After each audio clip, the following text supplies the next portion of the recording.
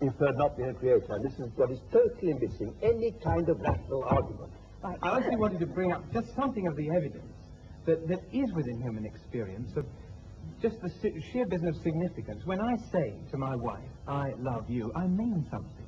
I do not mean I, an accidental conglomeration of molecules from some antediluvian swamp, happen to feel a totally accidental attraction towards you, another totally accidental conglomeration, etc.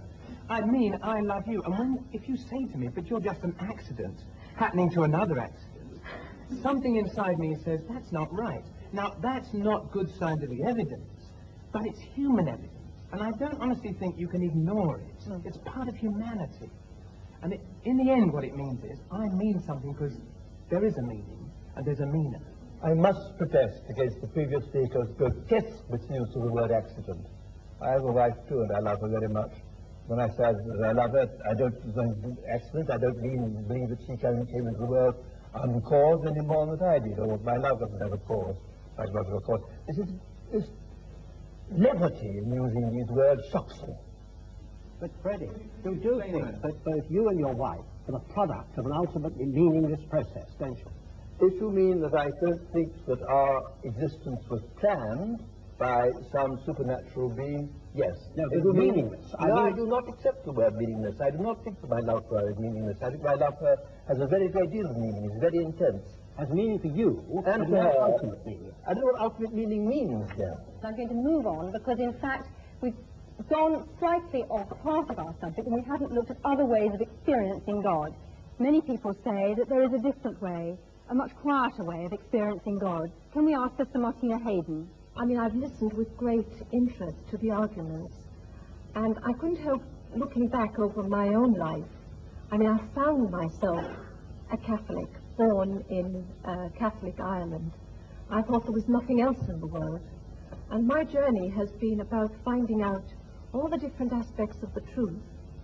And I went through all the phases of trying to prove the existence of God, from arguments and learning about the first cause, uncaused, and it left me as cold as ice. It just didn't do anything for me as a person. And I think in these last years it has been much more about looking for God within the design of my life, actually seeing design in my life, how somehow I am being led. I mean, even the fact that I join an order which is dedicated to searching for truth is not, to me, an accident. And I hear all the different truths, and I'm really excited about what's happening in science, because I can see that that really is, there's a convergence of truth, and there's so much more humility. I'm not saying I'm humble.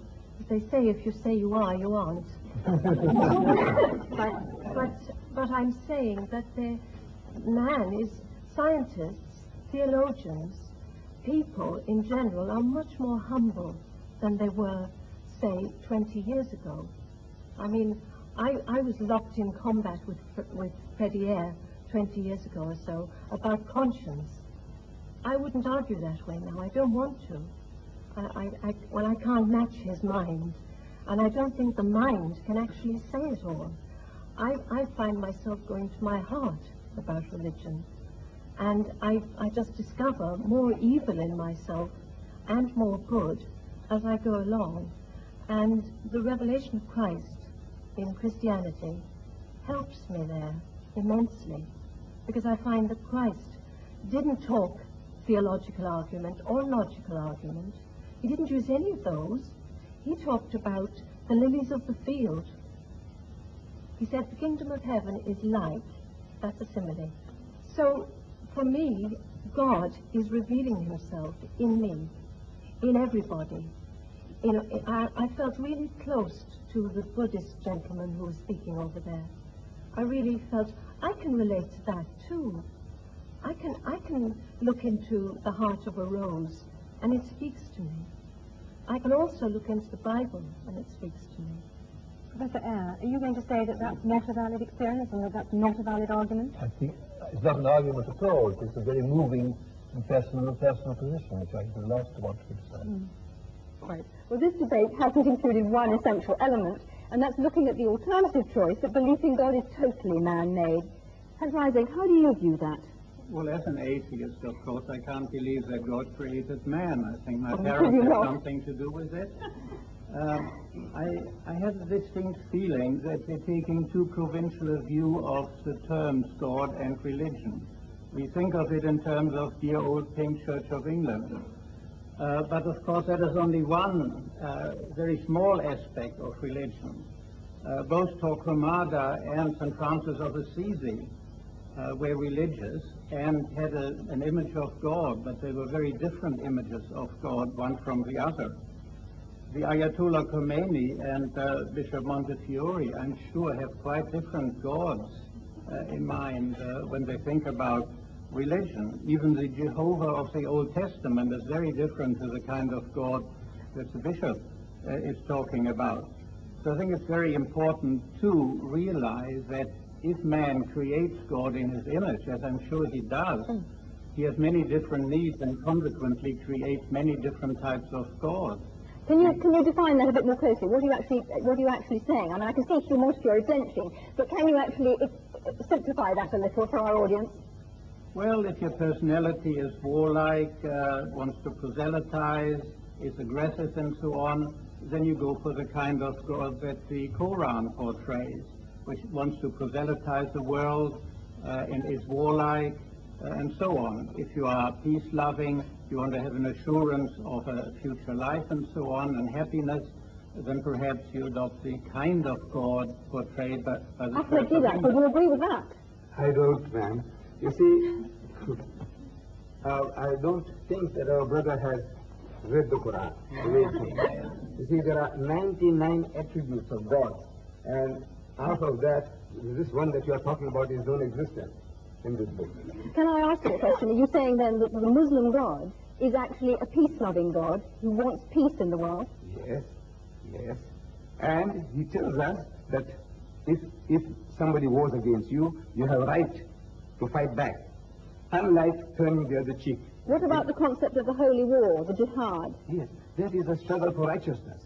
For example, Britain, when she was under attack by Hitler, what you did was jihad. And we take our hat to you, to Winston Churchill, for putting the spirit into your people. Now that is what is a defensive war. And you had to retaliate. Because if you didn't, if you just sat back, keeping Hitler at bay, it wouldn't have served the purpose. You have to attack. And in the state of nature, everyone has a right to do that.